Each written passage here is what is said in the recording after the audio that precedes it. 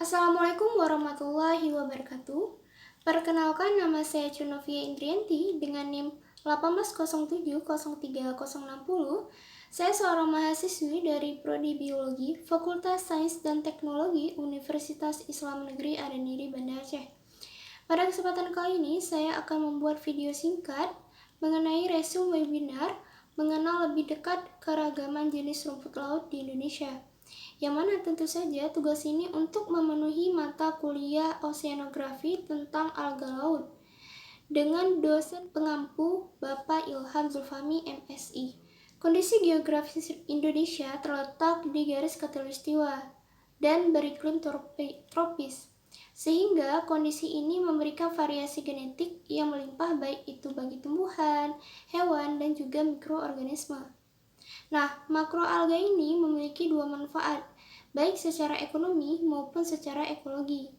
Nah, jika secara ekologi, maka dijadikan sebagai produktivitas primer bagi biota laut dan juga sebagai sumber makanan bagi biota laut. Nah, kemudian habitat pengasuhan yang mana dijadikan oleh hewan-hewan yang berukuran kecil maupun yang berukuran besar.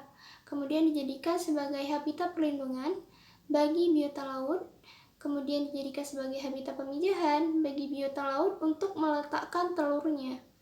Nah, kemudian peranannya dalam mitigasi perubahan iklim yang mana dapat mengurangi efek dari rumah kaca. Jika secara ekonomi, maka fungsi makroalga ini dijadikan sebagai bahan baku makanan, kosmetik, industri tekstil, dan bahkan industri farmasi seperti agar, alginat, kemudian karaginan.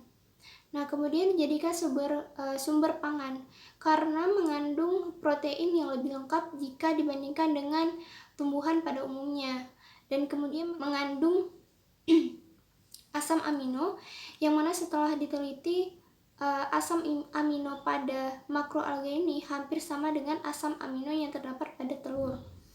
Nah, kemudian karbon biomasa yang mana dijadikan sebagai sumber energi atau biogas. Berdasarkan data pada bulan Juni tahun 2021, maka Indonesia memiliki kekayaan makroalga yang lebih meningkat dibandingkan tahun sebelumnya, di mana pada tahun sebelumnya ditemukan makroalga sebanyak 903 spesies, sedangkan pada tahun 2021 ini ditemukan makroalga sebanyak 911 spesies dengan 89 famili dan juga 268 genus.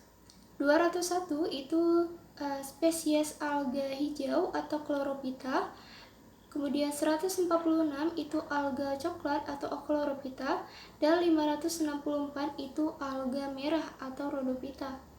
Makroalga dengan diversitas spesies yang tinggi di Indonesia seperti Sargassum yaitu 66 spesies, Caulerpa sebanyak 32 spesies, Halimeda sebanyak 26 spesies, Gracilaria sebanyak 26 spesies, Laurencia sebanyak 19 spesies, dan Euherma sebanyak 16 spesies. Nah, sebaran makroalga di perairan Indonesia yaitu famili Sargassaceae, di mana ditemukan peningkatan dari tahun sebelumnya, yang mana penelitian ini ditemukan pada tahun 2021, tepatnya pada bulan Juni, seperti pada wilayah Sumatera, ya, dimana sebelum tahun 2021 sebanyak 186 spesies dan meningkat pada tahun 2021 ini sebanyak 190 spesies. Jawa awalnya 336 spesies, kemudian terjadi peningkatan sebanyak 340 spesies. Bali dan Nusa Tenggara yang pada awalnya 389 spesies, kemudian mengalami peningkatan sebanyak 393 spesies.